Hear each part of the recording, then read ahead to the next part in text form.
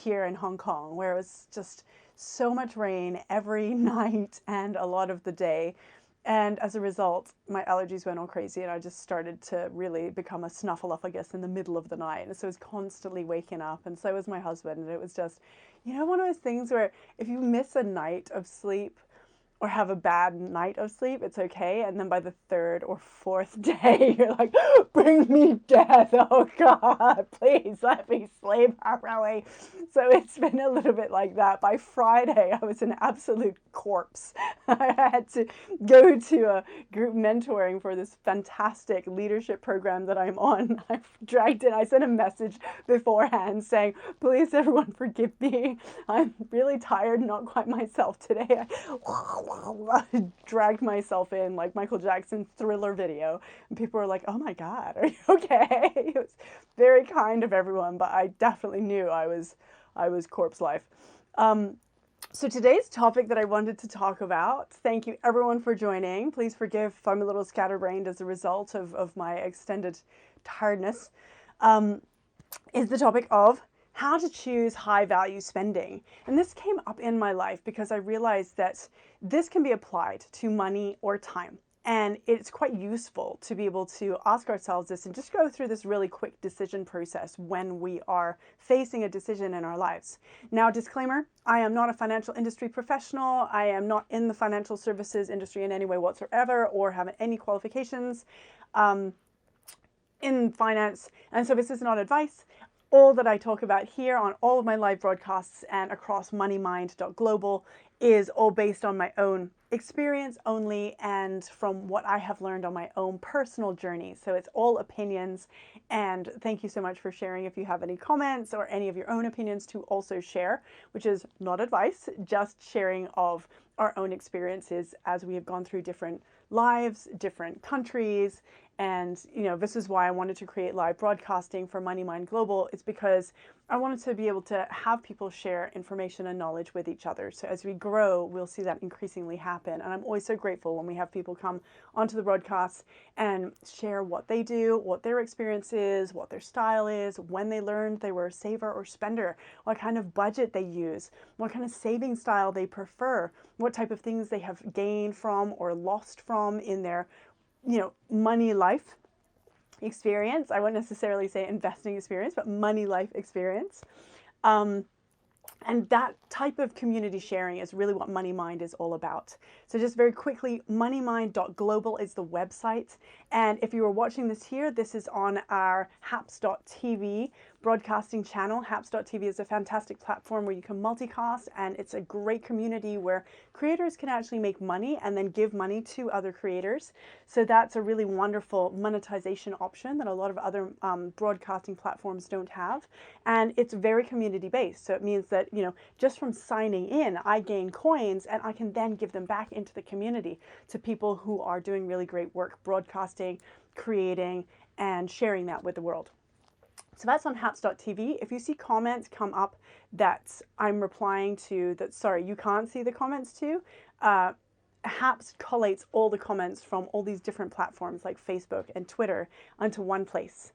So when you see that I'm responding to something that you can't see the comment for, it's because it's from another platform. Just a heads up for anyone who gets confused in case that starts happening, which may or may not happen. Just heads up. So MoneyMind.global is a new business that I'm creating this year, and it is a social enterprise, which means that it is built to give back to the community and to serve a social purpose, which is financial literacy. I created this because I went through my own money journey and my own money life and realized that this area would have made a really big difference to know about early on. And I've always been quite interested in sort of wealth creation as a concept and how that happens and how that works in terms of, being shared back into community and where the benefit is versus just, here's money and just giving out money into the world and how does that help the world. So I was always kind of interested in those types of principles on how good can be done with the use of money. in terms of growing businesses, in terms of the economic effects, in terms of the impact that we have in the world, and the just the role that money plays as a tool, right? People play the biggest part, but money is there as a facilitator to achieve and smooth the way for things that we want to do in business. So I realized that what was really important to me was empowering people to have the basic confidence in financial literacy, because I didn't when I started out. And I found that the longest journey of annoyingness, if that's a word, in my whole money life. Like, I was working from quite young, 17, 18, in media full time, very successfully, because I was a workaholic, okay? And it was good, but I felt very intimidated by personal finance stuff. I seemed to have much less qualms about investing. And I seemed to be like, oh yeah, sure, I'll just chuck investments in for long-term buy and hold investments. So I found the basics of management of money very unnerving. I didn't think I had the discipline to do budgeting. I didn't know how much I should be saving, so I was just kind of throwing like my money in there and just like leaving it and not looking at it. I was kind of like trying to invest sort of and just throwing money into things with some random research, and there was no structure to anything I was doing. There was just, oh, I think there's things I want to work towards, and kind of figuring it out, which the slapdash method only works for so long. And then it starts to kind of unravel. And when my husband and I decided it was a great opportunity for him to go into building, co-founding a startup in financial services and fintech, wealth management, it really made me realize the gaps in my financial knowledge and confidence personally. And I felt very insecure. And as a result, started to research heavily and realized that this is a common thing. A lot of people are feeling like, there are certain things that I wish I'd been taught in school and I'm kind of having to learn. And more importantly, we don't really talk about. So I created Money Mind Global, saying, okay, we've built this business. That's really great. We've done our past lives in media and banking and whatever it may have been, banking for him, media for me. And we're really looking to now sort of create more impact in the world and just, make things that we love. I decided that Money Mind Global was the way for me, and that's how that was created.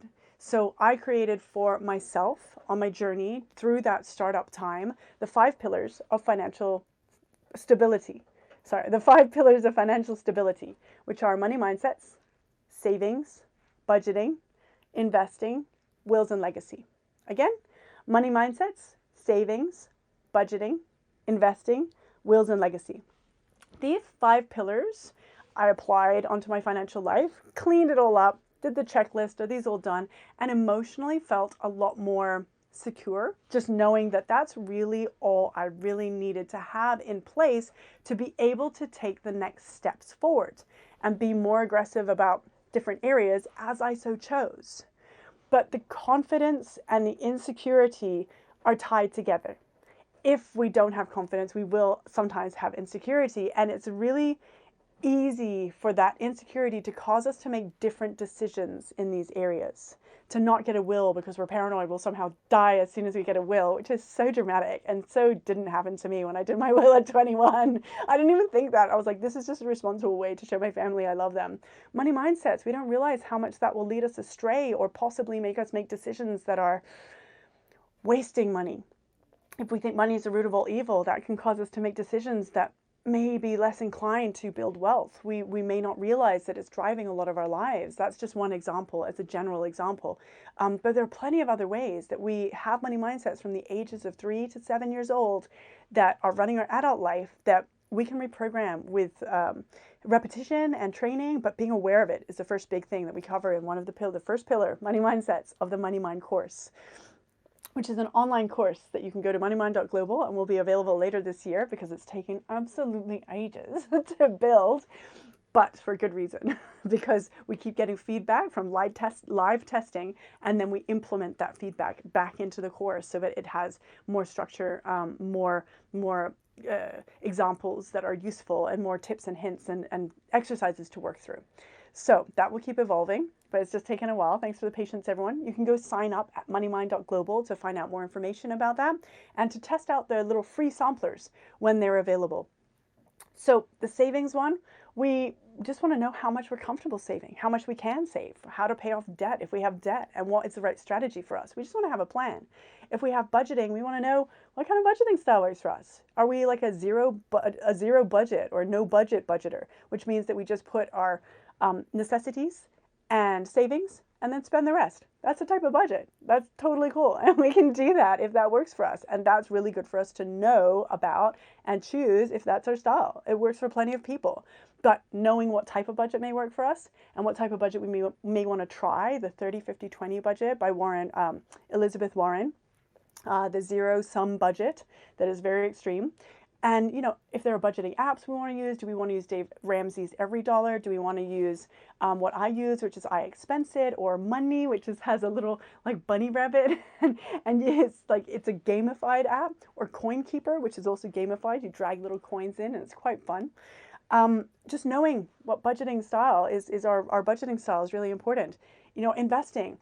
This is just an overview, very, very, very broadly, what our financial advisor may talk about. And that would be like the CABS categories: cash, alternatives, bonds, and stocks or equities. So I say CABS in the CABS category because taxi cab will get you where you need to go. Right? So yeah, I'm really that cheesy. I'm bad at remembering certain stuff. So I'm like, oh, I'm actually really bad at remembering like acronyms. Is that an acronym?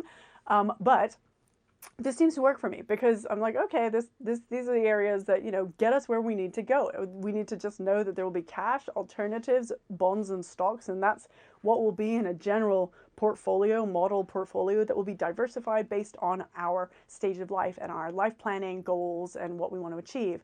And a financial planner will help us to, figure that kind of stuff out. But to know about, we could just Google like Vanguard model portfolio if we've never heard of this before. We can look into those classes. What's cash? What's alternative? What are bonds? What are stocks or equities? Like, oh, if that's, really as complicated as it is, it gets much more complicated from there. But kind of those are the basics that you're going to roughly cover. And then when you have much more money, you can go into much more high risk areas. But we don't start there, right? We start with learning our ABCs. We start with the basics. We start with what we would have been taught in school, just saying, here's roughly what you need to know for the next steps forward in your own journey, like the beginner's foundational stuff. So investment, very broad overview. This is roughly what you'll kind of encounter on your journey of investment, and that is entirely for you to choose your own style in, which you need confidence for. So of all of these, you will need to do this one last, the investment one last. Okay, so this all ties in to one course at moneymind.global, which you can see there. And we'll just jump back into the topic of today, which is how to choose high value spending. So this will tie in to all of this jazz on how we're spending our money, how much we're saving, how much we're budgeting, like how to choose high value spending. How do we do it? And what is it?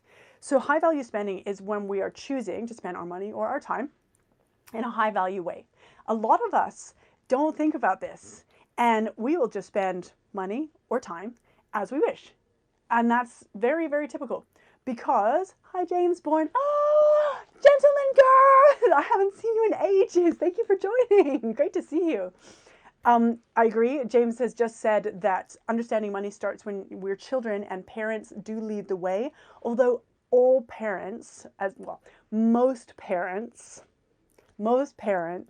will do their best to give their kids what they think is best, even if their experience is not ideal for that child. But they will only share what they are able to be able to help children move forward. And so that's why a lot of our parents are kind of like, you should do this or you should do that. It's because that kept them safe. That's what they did. That's what they, in their experience, understand. And most people still work on that sort of like more basic human level of I experience this, therefore I will give you that advice. They haven't achieved that slightly different awareness of consciousness, where I can see from my view and I can see from your view. And we can decide from there which strategy may work from the different points of view. But most people do just sort of live in this habitual state of I experience and therefore I opinion this experience, which causes a lot of messes in the world and relationships, but is important in terms of recognizing that that is often how a lot of our minds work, right? If you have friends that you just think, oh, that's really stupid that they do that, or my family is really stupid that they do this, can we step back and say, what do they see? Why do they think that that's great? Maybe, yes, they're a bit stupid according to our point of view. Maybe they think that that's great. Why do they think that that's great? And when we start to look at things from different people's points of view, we can start to create more awareness of ourselves and our own minds in the web or scheme of that. And that mind sight, right? Mind sight, which was, I can't remember who coined this phrase, but it's a really good one. Mind sight is getting the awareness of what's going on inside our minds and why. And this is where we would apply what high value is to us. So we would need to know whether we are just spending our time habitually from our own point of view. This is just what I do. This is what happens. And I just kind of go with the flow. And that works for some people. But some of us are in situations where maybe our energy is quite drained, or our finances are not very healthy, or we're thinking, I would like something to change, but I don't really know how or what exactly or why. And it's why you're watching this part of the video. Even if you've just gone to YouTube and been like, oh, this chick rambles a lot, oh my gosh, and then just scrolled and it's hit this bit, that's why you are watching this bit, because you're ready to consider things from a different point of view, to change something in your life, to improve it for yourself. And that can be letting go of what has low value and adding in more space for what has high value. So two things can't really exist in the same space at the same time. You can't spend that same dollar on the same thing. You can spend different dollars, but that same dollar only goes one place. That 1 minute, 1 hour of your time only goes that one place, and then it's gone. So the value is really important in both our time and our money. Arguably much more important with our time, because how we spend our time, who we spend our time with, and what we spend our time doing will impact massively on our money. And likewise, where we choose to spend our money, what we choose to do with our money, and what time we choose to spend on our money will massively impact our financial health and our overall financial life. So if we want a healthy financial life, we just have to have healthy, high value habits. If we have low value habits of, say, for example, just meeting up with friends, going out for dinner, not paying attention to the bill, getting loads of drinks, just sort of buying around for everybody, or splitting it, even though you're not really eating or drinking very much. At the end of you arrive like maybe near the end of the dinner and you don't really eat very much or drink very much, but you end up splitting the whole bill anyways at the end. That type of thing, being lumped with more than you would have chosen to spend if you had gone in with a plan or a strategy. Like maybe you would have said, okay, if I'm not really going to be participating in the dinner, then maybe I make it clear that I'm actually not going to eat or drink anything. Or maybe I could make a separate bill for just what I eat and drink, since they've been there for 2 hours and they've already run up a massive tab because they're all completely, like enthusiastically enjoying their evening. So that type of thing, in terms of our money, we don't have to. We can choose to spend like way more than we really should have or needed to on the situation, if it's high value. Is this something that is value to me? Is this something that, all the time in my group of friends, it always goes back around and it always works out equal? I'm in a sports club or I'm in some kind of group where everyone always does this, and it's healthy for everyone to do it for the bonding that ensues.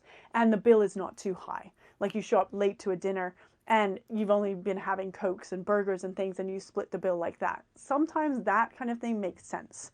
Maybe at the end of an evening where it's a giant party and you just get lumped with the bill, less makes sense in terms of high value.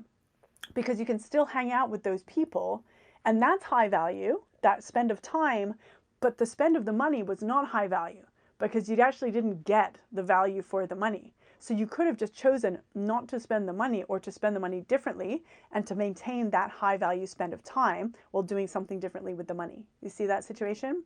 So for example, if you go to, for a time example, if you go to like a lunch or something and you're there and it turns out that this lunch isn't probably going to be the highest value that you're going to get from spending your time. You can decide in future, actually, if it looks like the lunch is going to be going this way, then perhaps I could make a decision and say, I have to leave early, check my phone, so sorry, I need to go. And go spend your time doing something that is higher value than just maybe sitting around talking about nothing or complaining. That type of thing for me is really, really where I'm at now in my life, because I'm being very much sort of guided in that direction to have much more strict boundaries and guidelines for myself, because otherwise it's very easy for us to just keep doing what we've always done. And that will sometimes cause problems, sometimes be fine, and sometimes leave us feeling kind of like stuck or stagnant. And the feeling of feeling stagnant feels like a restriction. You can tell how your mind truly feels about something in your emotions.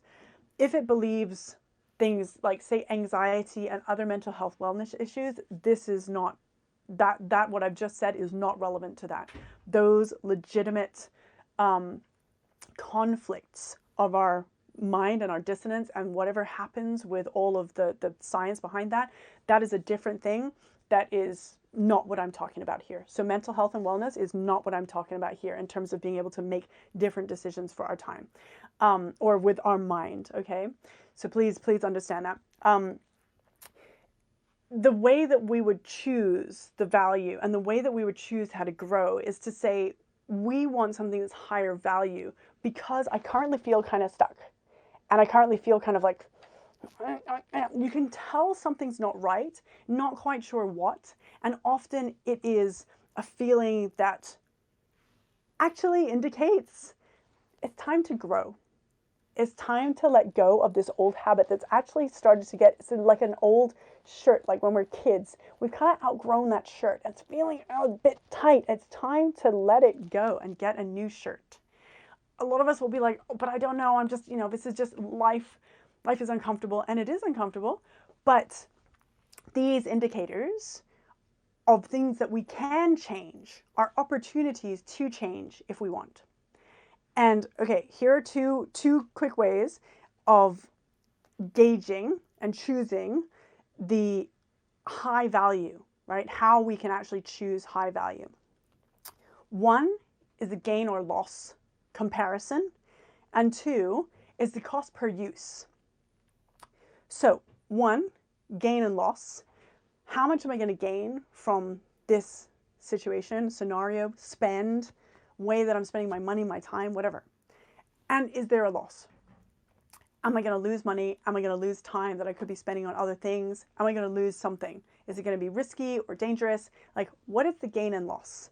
So we could check, right, an example and say, okay, so for example, that lunch, what is the gain of this lunch? If I think it's going to be a high gain lunch, it turns out not to be, then the loss is my time. And my time is very, very valuable. So that is going to be a loss for me. And really, I should just bail on that because the value and the loss, the gain, it is not what I thought it would be. And the loss would be too high. I could be spending my time on other things that are high value. And I have plenty of those to choose from. So it really needs to make sense for me now. What are we going to gain or lose from having a new car versus a secondhand car, right? Am I going to gain what I think of as like prestige, but maybe lose the value of the car as soon as I drive off the lot? Could I just get whatever I think is prestigious at a lower price secondhand, working in really good order and comparable, but at a better price? Can I match that value with a different decision?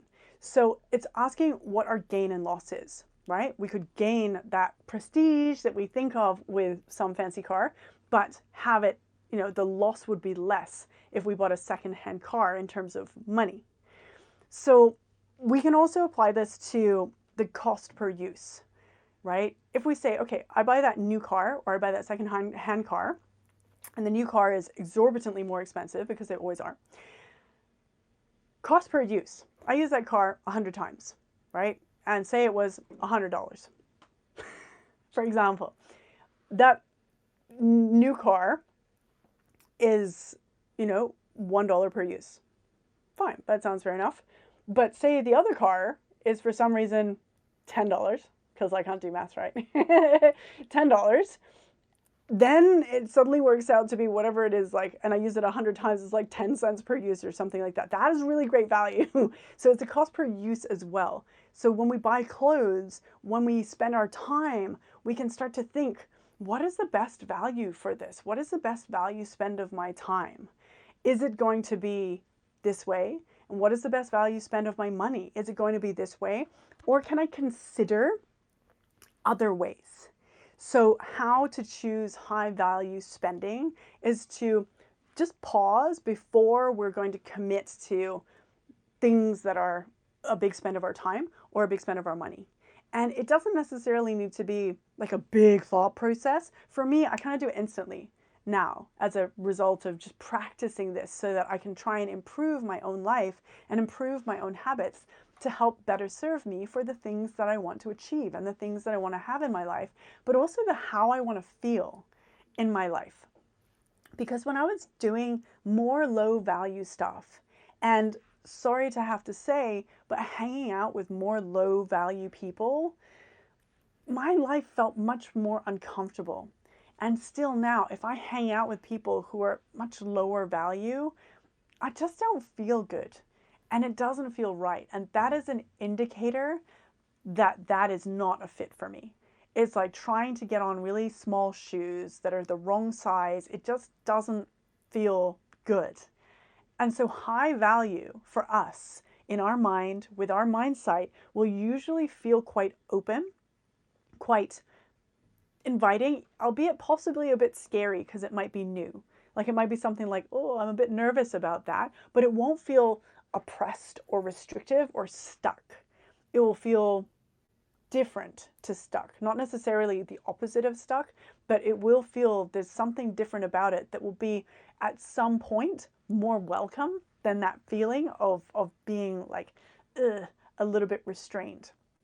So what we're looking for with high value spending of our time or high value spending of our money is to make choices that align with that decision and with what we actually want for ourselves. Not because other people say so, not because we're used to it, not because it's just how it's always been. Things that we think are how they've always been haven't always been like that. It's just in our experience, that's a long period of us experiencing that. And so it seems like it's always been that way, but things change over time. And even if something has always been a certain way to us, it still evolves. And that means that we can also evolve. We can evolve, and some situations that are kind of stuck in that routine are not open to having anything new added in, but it doesn't mean that we can't separately do things. It doesn't mean that we can't suggest adding things in or doing things a little bit differently. It's okay for us to consider change and in our lives suggest change. And if people say, oh, why are you being such a pain? What is this? We never do this. Saying, I'm trying something new. Maybe it will be unpopular, but I'm trying something new for a month. I'm trying something new for a week. And maybe people will give us a hard time for that week or that month. And that is an indicator of where they are at in relation to us and our growth progress or our growth journey in terms of spending time, in terms of spending money. If they really don't understand what's going on and we feel strongly like we want to move or change or progress, then sometimes we've just outgrown circles of people. And that's okay too. We can still love them and hang out with them with the parameters that they are comfortable with. And we don't have to get them to try and change alongside with us. All we have to do is implement our changes and accept that we're going to either continue to hang out with them and do those things because we love it, or not, or we're going to grow apart. We're going to grow apart and do completely different things, find completely new people as a result of doing those different things, and have new experiences in our life that are different, or maybe similar, but slightly more aligned with our beliefs. If we decide that we want to start getting on top of our money, getting on top of how we spend our time, really taking charge of our life and our decisions and thoughts about what we are doing and why we are doing those things. So those are some tips and ideas that you can consider about how to choose high value spending in your life. I hope it's been helpful or useful to somebody out there. I'm Raven, and you can go and see our website, moneymind.global, anytime to sign up for the pre-launch, any blogs or things like that that we will later be releasing on financial literacy and talking about all of this money stuff, just so that we can really just start having conversations with people, sharing information, sharing insights, and finding out what you think and what your experience is and what you might want to keep doing great or do differently in future. So thank you for leaving any comments. Thank you for joining, everyone who's joined, and for watching the replay. If you're watching the replay, I'm Raven, and I will see you again another day. Thanks for joining.